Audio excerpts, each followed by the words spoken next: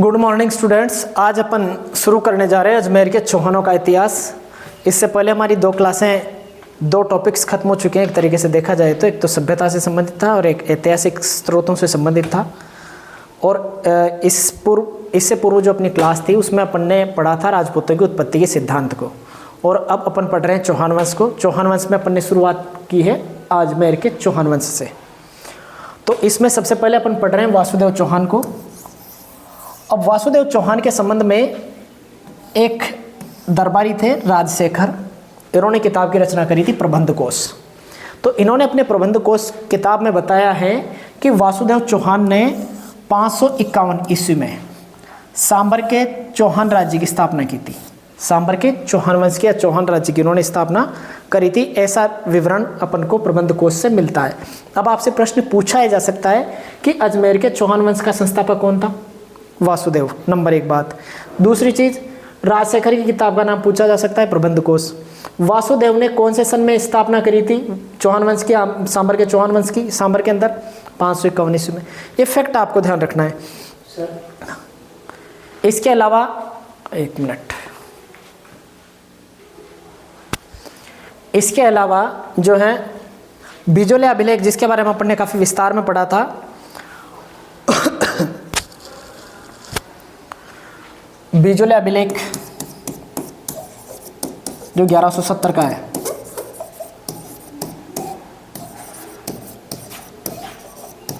इस 1170 के अभिलेख में भी विवरण मिलता है कि सांबर झील का निर्माण जो है,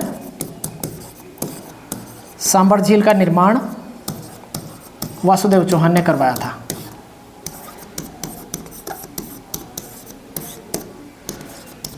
ऐसा विवरण भी अपन को मिलता है। तो अपन को ये दोनों फैक्ट ध्यान रखना है। और इसमें एक और विवरण मिलता है कि इसने नागौर को अपनी राजधानी बनाया था।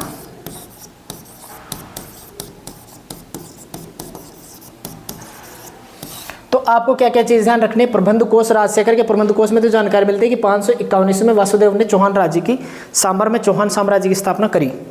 उसके अलावा बिजोले अभिलेख जो 1170 ईस्वी का है, उसमें मिलता है कि सांबर झील का निर्माण वासुदेव चौहान ने करवाया था और वासुदेव चौहान ने नागौर को अपनी राजधानी बनाया था। इफेक्ट आपको ध्यान रखना है। अब चलते हैं अपन इसकी शासकों की तरफ और अपन देखते हैं शासकों में नंबर 1 पर गुवक प्रथम। गुवक प्रथम। अब इसमें अपन को देखना है कि चौहान पहले क्या है, गुर्जर प्रतिहारों के सामंत थे। नंबर 1 फैक्ट तो आपको ध्यान रखना है कि चौहान प्रारंभ में गुर्जर प्रतिहारों के सामंत थे। गुर्जर प्रतिहारों के सामंत थे, ये आपको ध्यान रखना है। नंबर 1 फैक्ट ध्यान हो गया। फिर प्रतिहार राजा नागभट्ट द्वितीय ने, ये जो गुवक प्रथम था ना, इसको वीर की उपाधि दी थी। तो इस गुवक प्रथम के लिए प्रतिहार शासक नागभट्ट द्वितीय,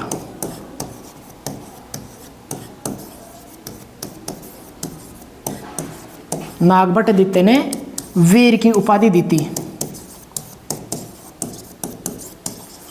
ये फिगर भी आपको ध्यान रखना है, नंबर काम की चीज़ है, क्योंकि आपसे पूछा जा सकता है कि वीर की उपाधि गुवक प्रथम के लिए किसने दी थी? तो प्रतिहार शासक नागभट्ट द्वितीय ने इनको वीर की उपाधि दी थी। ये फैक्ट आपको ध्यान रखना है गुवक प्रथम के अंदर। फिर बाद में क्या हुआ, धीरे धीरे इस गुवक प्रथम ने क्या प्रतिहारों की अधीनता मानने से इनकार कर दिया। बाद में प्रतिहारों की अधीनता मानने से इनकार किया।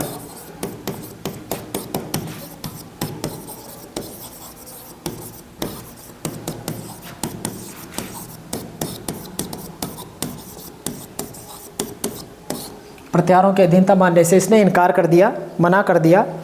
इस प्रकार ये पहला स्वतंत्र चौहान राजा था। अब इसको क्या मान सकते हैं अपन? प्रथम स्वतंत्र चौहान शासक मान सकते हैं इसको, क्योंकि इसने अधीनता स्वीकार करने से मना कर दिया। प्रथम स्वतंत्र चौहान शासक इसको अपन मान सकते हैं। फिर गुवक ने एक मंदिर का निर्माण करवाया था, उस मंदिर का नाम था हर्षनाथ का मंदिर, जो चौहानों के इष्ट देव है। इसने एक मंदिर का निर्माण करवाया था, हर्षनाथ मंदिर का निर्माण करवाया था। एक मिनट,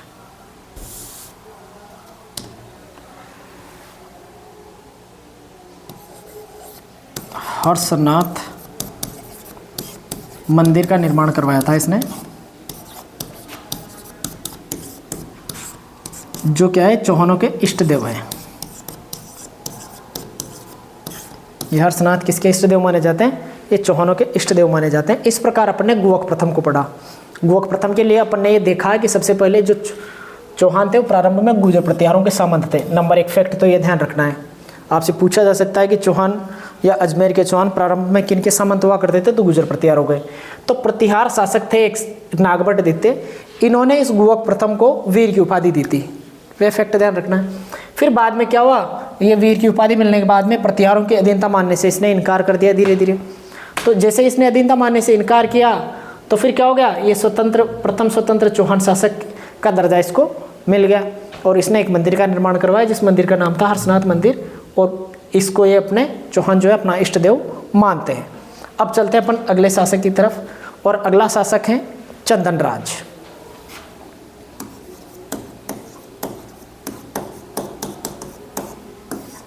चंदनराज में ज़्यादा कुछ खास आपको ध्यान नहीं रखना है। इनकी पत्नी थी, इनकी रानी थी, मतलब रानी थी इनकी, जिसका नाम है आत्मप्रभा। आत्मप्रभा भी माना जाता है उसका नाम, और कुछ जगहों पर इसका नाम रुद्राणी भी मिलता है।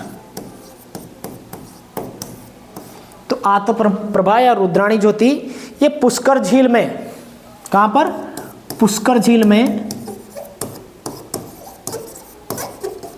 प्रतिदिन 1000 दीपक जलाया करती थी।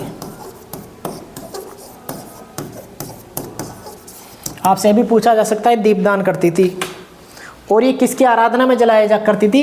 शिव की आराधना में जलाने का काम करती थी। आपको ये ध्यान रखना है कि शिव भक्त थी ये। तो आत्मप्रभा रुद्राणी किसकी भक्त थी? शिव की भक्त थी। और ऐसा भी माना जाता है कि आत्मप्रभा रुद्राणी जो थी ना, ये यौगिक क्रियाओं में निपुण थी। यौगिक क्रियाओं में निपुण मानी जाती है, और ये क्या करती थी? प्रतिदिन 1000 दीपक जलाती थी पुष्कर झील में। ठीक है, तो इस प्रकार अपन ने चंदनराज को देखा। तो चंदनराज के बारे में कुछ खास नहीं मिलेगा, बाकी आपको ध्यान रखना है आत्मप्रभा रुद्राणी जो इनकी पत्नी थी वो प्रतिदिन पुष्कर झील में 1000 दीपक जलाती थी, और ये शिव की आराधना में जलाती थी, और योगी क्रियाओं में निपुण मानी गई थी। अब बढ़ते अपन आगे, और अगला शासक देखते हैं अपन वाकपति राज।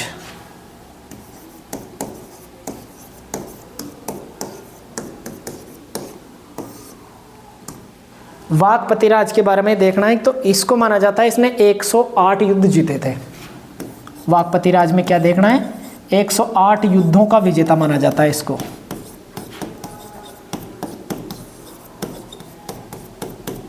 एक 108 युद्धों का विजेता इसको माना जाता है।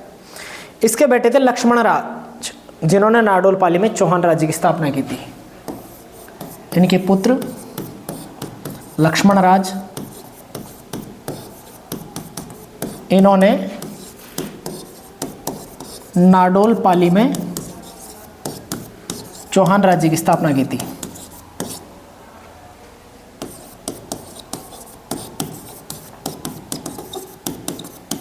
तो आपको क्या फैक्ट ध्यान रखना है वाकपति राज में कि इन्होंने 108 युद्ध जीते थे। दूसरा, इनके पुत्र का नाम लक्ष्मण राज था, जिसने क्या किया था?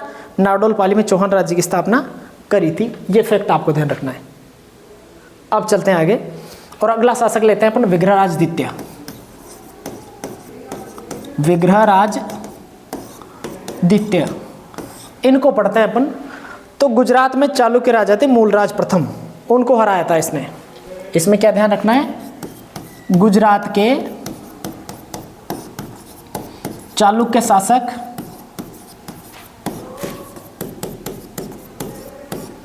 मूलराज प्रथम को हराया था इन्होंने, ये ध्यान रखना है। चालुक्य शासक मूलराज प्रथम को इन्होंने हराया था। और भड़ोच में जो गुजरात में है वहाँ पर अपनी कुल देवी आशापुरा माता का मंदिर बनवाया था। भड़ोच गुजरात में अपनी कुल देवी आशापुरा माता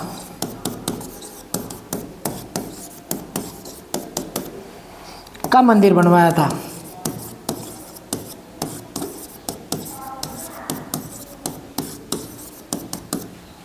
ठीक है, ये फैक्ट आपको ध्यान रखना है। अब यही विग्रह राजद्वितीय के बारे में यही चीज़ ध्यान रखनी है आपको कि इसने गुजरात में चालुक्य राजा मूलराज प्रथम को हराया था। नंबर 1 तो चालुक्य शासक मूलराज प्रथम को इसने हराया। दूसरा, इसने बड़ौज गुजरात में अपनी कुलदेवी जो थी आशापुरा माता उसका मंदिर बनवाया था। अब आपसे पूछा जा सकता है कि चौहान वंश की कुलदेवी कौन सी है, तो आपको आशापुरा माता का ध्यान रखना है। मंदिर पूछ ले तो बड़ौज गुजरात में ध्यान रखना है। किसने मंदिर बनवाया था, तो विग्रह राजद्वितीय ने बनवाया था, ये ध्यान रखना है। अब आगे चलते हैं, अपन देखते हैं गोविंद तृतीय। गोविंद तृतीय, गोविंद थर्ड जिसको अपन बोलते हैं। इतिहासकार फरिश्ता जो है उसने बोला है कि इसने गजनी के राजा को मारवाड़ पार करने नहीं दिया था। एक इतिहासकार है फरिश्ता, इसने बोला है कि इसने गजनी के राजा को मारवाड़ पार करने नहीं दिया था।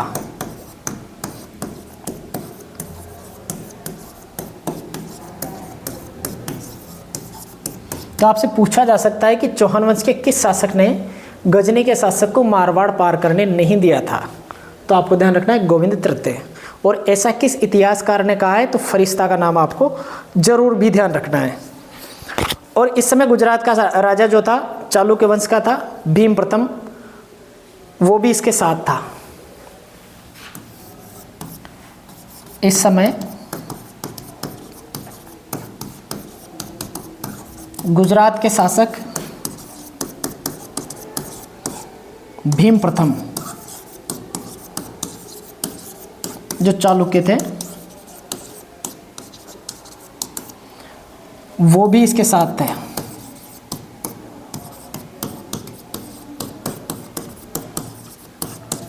ये फैक्ट भी आपको ध्यान में रख के चलना है कि गुजरात के कौन से शासक इस गजनी के शासक को रोकने में इनके साथ थे। इनकी उपाधि थी एक वैरीघट्ट। गोविंद तृतीय की उपाधि कौन सी है, ये भी ध्यान रखना है आपको।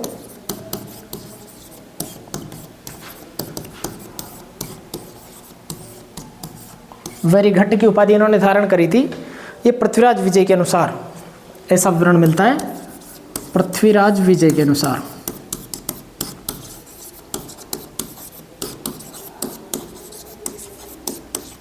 और पृथ्वीराज विजय किसने लिखी थी, जयानक ने लिखी थी। इस वैरीघट्ट शब्द का अर्थ क्या होता है वो ध्यान रखना है आपको, शत्रु संहारक।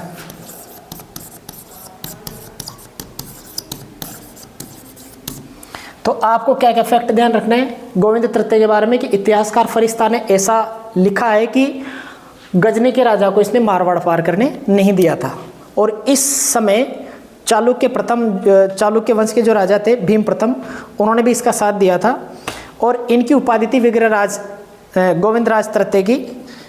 वैरीघट्ट पृथ्वीराज विजय के अंदर ये उपाधि मिलती है और इसका अर्थ होता है शत्रुओं का संहारक। इस तरीके से अपन को इफेक्ट ध्यान में रख के चलना है। अब चलते हैं अपन अगले शासक की तरफ, और अगला शासक जो है दुर्लभ राज तृतीय है। दुर्लभ राज तृतीय अगला शासक है, इसके बारे में देखते हैं। दशरथ शर्मा के अनुसार इसने गजनी के राजा इब्राहिम का सामना किया था। दशरथ शर्मा जो अपने इतिहासकार है,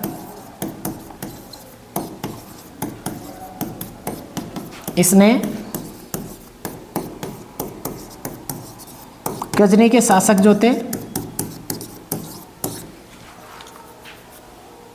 इब्राहिम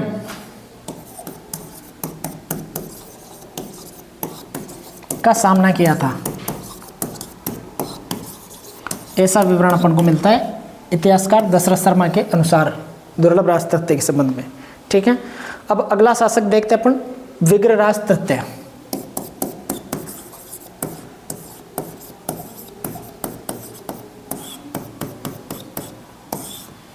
विग्रहराज तृतीय के अंदर लिखना है, इसने गजनी के राजा शहाबुद्दीन को हराया था। इसने गजनी के शासक शहाबुद्दीन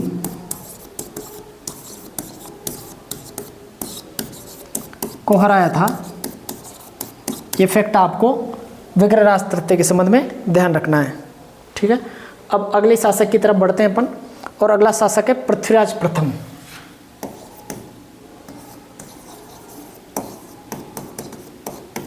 पृथ्वीराज प्रथम, इसको देखते हैं अपन। इसने बुगली शाह, एक मुस्लिम आक्रमणकारी था, उसको हराया था। तो ये भी ध्यान रखना है आपको। मुस्लिम आक्रमणकारी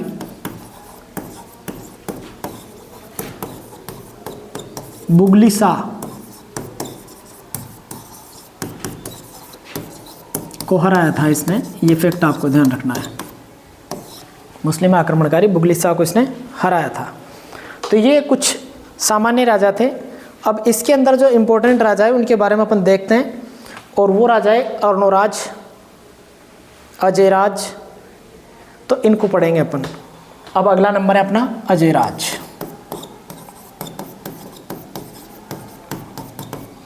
कुछ खास पहले वालों में नहीं था, इसलिए अपन ने उनको ज़्यादा इंपॉर्टेंस नहीं दी। इसका शासनकाल जो है 1105 से 1133 माना जाता है। शासक काल के बारे में तो पूछेंगे नहीं आपसे, लेकिन आपको ध्यान रखना है। इसने 1113 में अजमेर की स्थापना की थी और अजमेर में किले का निर्माण करवाया था। तो 1113 में अजमेर की स्थापना करी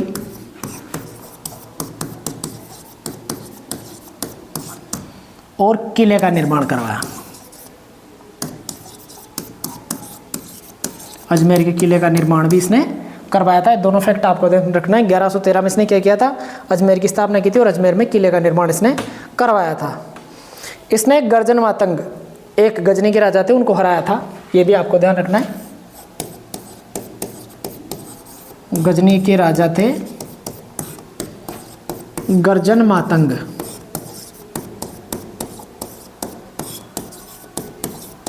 को हराया था इसने।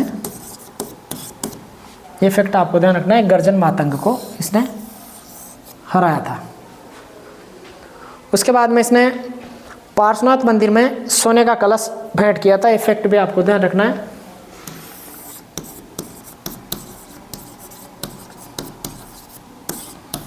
पार्श्वनाथ मंदिर में सोने का कलश भेंट किया था।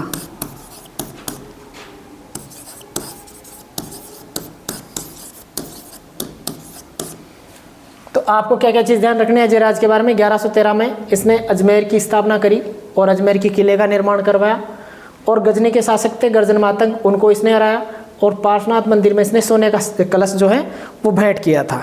ठीक है। अब इसके बाद में आगे देखते हैं, इसके इसी के बारे में अपन को और आगे देखना है। इसने दिगंबरों और श्वेतांबरों के बीच शास्त्रार्थ की अध्यक्षता की थी। ये फैक्ट भी आपको ध्यान रखना है। इसने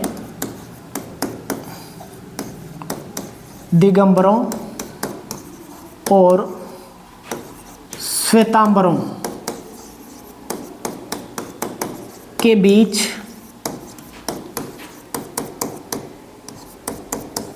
शास्त्रार्थ की अध्यक्षता करी थी। शास्त्रार्थ की इसने अध्यक्षता करी थी। जो जैन धर्म के दो संप्रदाय है ना, दिगंबर और श्वेतांबर, उनके बीच में शास्त्रार्थ हुआ था और उसकी अध्यक्षता इसने करी थी। फिर इसने अपनी रानी थी सोमल देवी, जिसका नाम सोमलेखा भी मिलता है। इसकी रानी थी सोमल देवी या सोमलेखा भी आपको उसका नाम मिल सकता है। सोमल देवी या सोमलेखा, इसके नाम से इसने क्या किए थे, चांदी और तांबे के सिक्के चलाए थे।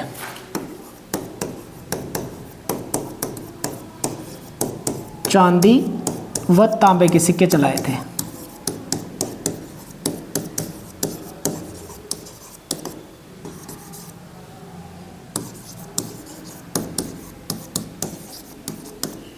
चांदी और तांबे के सिक्के इसने चलाए थे। और सिक्के जो थे उनका नाम अजय धम्म प्रिय, अजय प्रिय धम्म इसका नाम मिलता है। और इन सिक्कों का नाम क्या है? चांदी और तांबे के सिक्कों का नाम अजय प्रिय धम्म।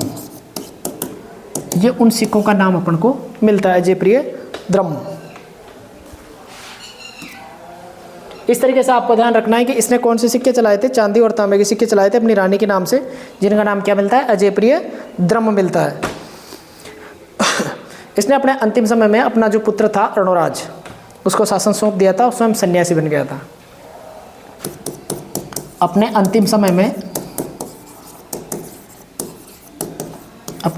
समय में अपने पुत्र अर्णोराज को शासन सौंप दिया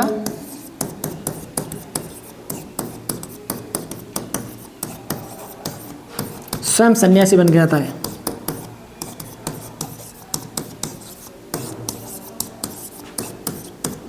तो ये फैक्ट आपको ध्यान रखना है इसके बारे में, अजयराज के बारे में, कि उसने अजमेर की स्थापना की, अजमेर में किले का निर्माण करवाया, गजनी के राजा गर्जन मातंग को इसने हराया, पार्श्वनाथ मंदिर में इसने सोने का कलश जो है वो चढ़ाया, दिगंबर और श्वेतांबरों के बीच का शास्त्रार्थ था उसकी अध्यक्षता करी।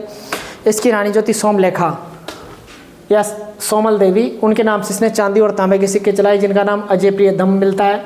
और अपने अंतिम समय में इसने अपने पुत्र अर्णोराज के पक्ष में शासन का सौंप दिया और स्वयं एक सन्यासी बन गया। तो अब अगला शासक कौन हुआ?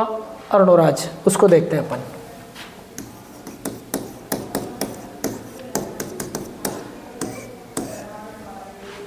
अर्णोराज के बारे में पढ़ेंगे 1133 से 1155 इसका काल मिलता है। 1133 से 1155 इसका कालक्रम मिलता है। अब इसने क्या किया था? 1135 में इसने तुर्कों को हराया था और युद्ध स्थल पर आनासागर झील का निर्माण करवाया था। 1135 में इसने तुर्कों को हराया था।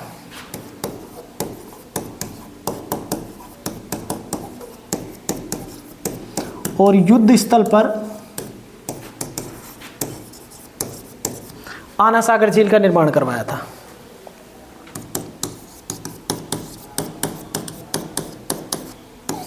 आनासागर झील का निर्माण करवाया था। तो आनासागर झील के बारे में पूछ लिया जा सकता है आपसे कि आनासागर झील जो है वो किसने बनवाई थी? अर्णोराज ने।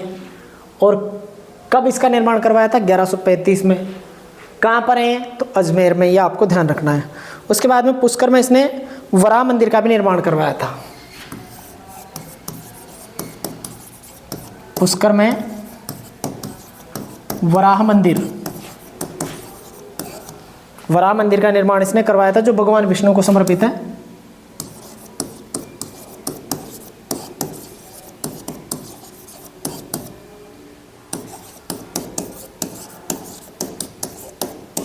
वराह मंदिर का निर्माण इसने करवाया था। इफेक्ट आपको ध्यान रखना है।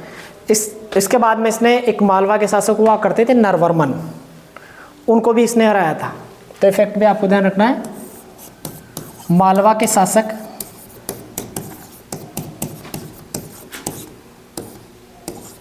नरवर्मन को हराया था इसने। ये फैक्ट आपको ध्यान में रखना है। इसके अलावा इसने गुजरात के चालुक्य राजा जयसिंह सिद्धराज को भी हराया था। गुजरात के चालुक्य राजा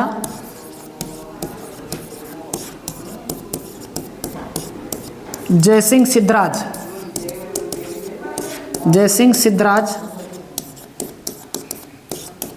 को भी हराया था इसने। ये फैक्ट भी आपको ध्यान में रख के चलना है कि जयसिंह सिद्धराज को भी इसने हराया था। अब जयसिंह सिद्धराज को हराने के बाद में उसने क्या किया? उसने अपनी राजकुमारी थी कांचन देवी, उसका विवाह इससे कर दिया था। जयसिंह सिद्धराज जो थे ना, इन्होंने अपनी पुत्री थी कांचन देवी,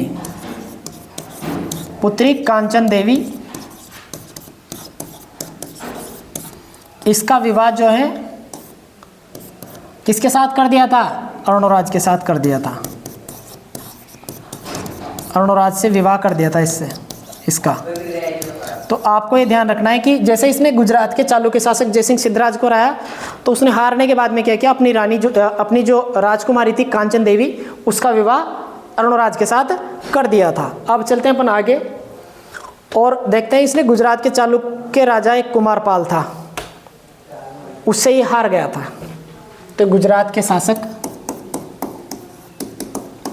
गुजरात के चालुक्य राजा जिनका नाम है कुमारपाल,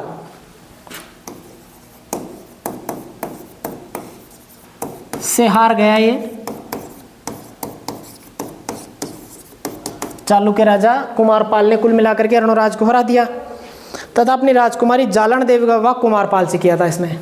फिर कुमारपाल से हारा नहीं तो इसने क्या किया, अपनी राजकुमारी, अर्णोराज ने अपनी राजकुमारी जो इसकी बेटी थी जिसका नाम जालन देवी था,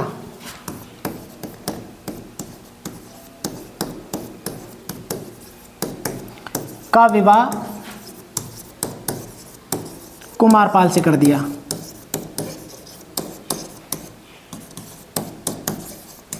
इससे पहले वाले शासक ने तो अपनी बेटी का किया था इससे, और अब इसने क्या किया, और इसने कुमारपाल से उसका विवाह कर दिया। अजमेर जीतने के बाद कुमारपाल फिर क्या हुआ, चित्तौड़ गया था। अब ये भी फैक्ट आपको ध्यान रखना, अजमेर जीतने के बाद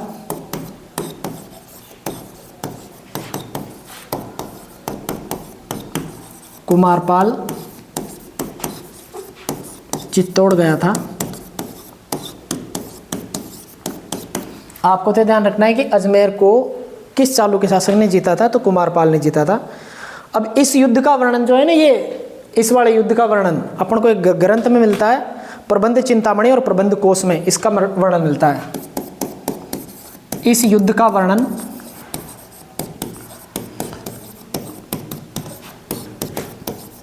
प्रबंध चिंतामणि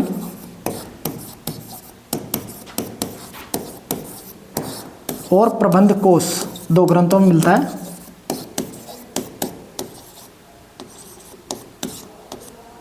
प्रबंध चिंतामणि और प्रबंध कोश, इन दो ग्रंथों में इसका विवरण अपन को मिलता है। ये फैक्ट अपन को ध्यान रखना है। अब फिर इसने लास्ट में क्या किया था, एक खरतर गच्छ जैन संप्रदाय था, उसको भूमि अनुदान दिया था। इसने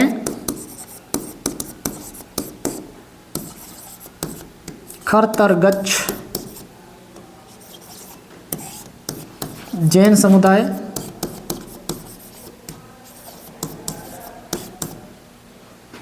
को भूमि अनुदान दिया था।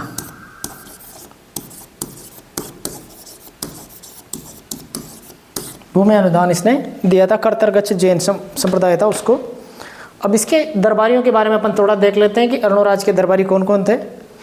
तो अर्णोराज के दरबार में दरबारी विद्वान थे देवघोष और धर्मघोष। दरबारी विद्वान दो थे इसके,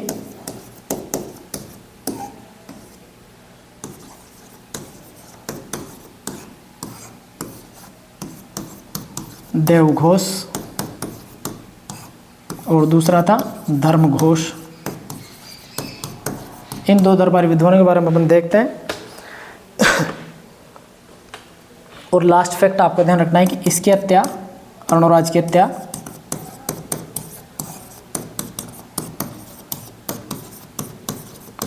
अर्णोराज की हत्या जो है उसके बेटे जगदेव ने कर दी थी। उसके बेटे जगदेव ने कर दी थी। ये फैक्ट आपको ध्यान में रख के चलना है। अब इसके बारे में ज़्यादा डिटेल जानने की तो अपन को ज़रूरत नहीं, फिर भी मैं आपको बता देता हूँ। जैसे अर्णोराज हैं,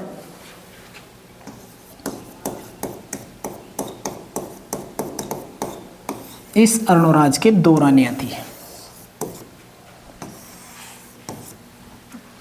इधर भी रानी थी और एक रानी इधर लिख देते हैं अपन। तो इसकी रानियों में एक का नाम सुधवा था और एक का नाम कांचन देवी था। पहली रानी तो कौन थी, सुधवा, और दूसरी रानी कौन थी, कांचन देवी। जो गुजरात में चालुक्य शासक की राजकुमारी थी उससे। अब इसको सुधवा से पुत्र प्राप्त हुआ, जगदेव और विग्रहराज चतुर्थ।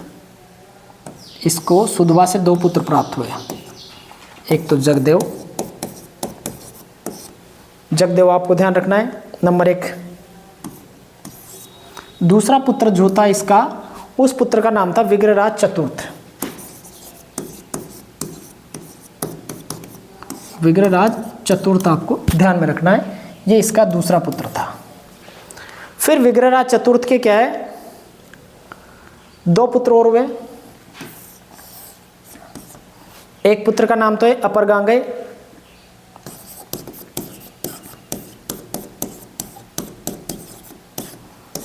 और दूसरा जो पुत्र था उसका नाम था नागार्जुन, और एक पुत्र इस जगदेव के हुआ था और उसका नाम था पृथ्वीराज द्वितीय।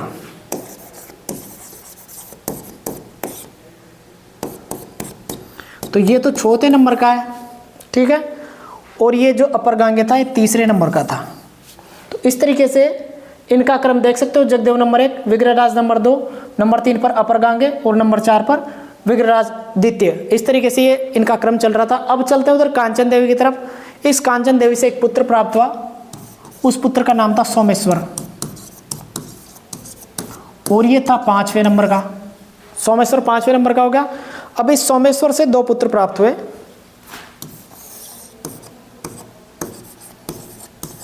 पृथ्वीराज तृतीय, जिनको अपन पृथ्वीराज चौहान बोलते हैं, एक तो वो, और दूसरा पुत्र था इसका हरिराज,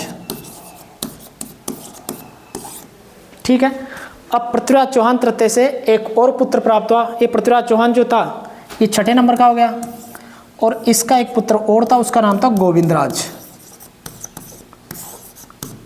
गोविंदराज, और ये 7वां शासक था इस वंश का, अर्णोराज के वंशजों में से।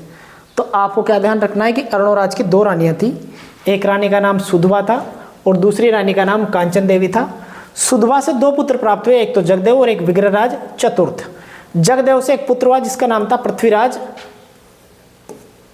सेकंड, और विग्रहराज से 2 पुत्र प्राप्त हुए, एक का नाम था अपरगांगे, दूसरे का नाम नागार्जुन था।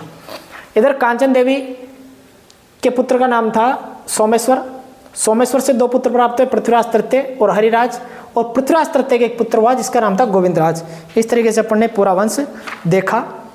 अब अपन देखेंगे जगदेव से, इधर से अपन शुरू करेंगे और इसको अपन देखेंगे अगली क्लास में, ताकि आपको अच्छे तरीके से ये चीज़ समझ में आ जाए। अगली क्लास से पहले मैं इस चीज़ को एक बार वापस से रिपीट करवा दूंगा, ताकि आपको हर चीज़ बिल्कुल शानदार तरीके से समझ में आ जाए। इसी डायग्राम को मैं वापस से बना दूंगा आपके लिए। तो आज के लिए बस इतना ही, और आपसे एक बार और दरख्वास्त है मेरी कि आप क्लास को नियमित देखें। अगर आपको कंटेंट में कोई कमी नज़र आती है तो मुझे बताएं कमेंट में, मैं उसमें सुधार करने की पूरी कोशिश करूँगा। आज के लिए बस इतना ही। जय हिंद, धन्यवाद।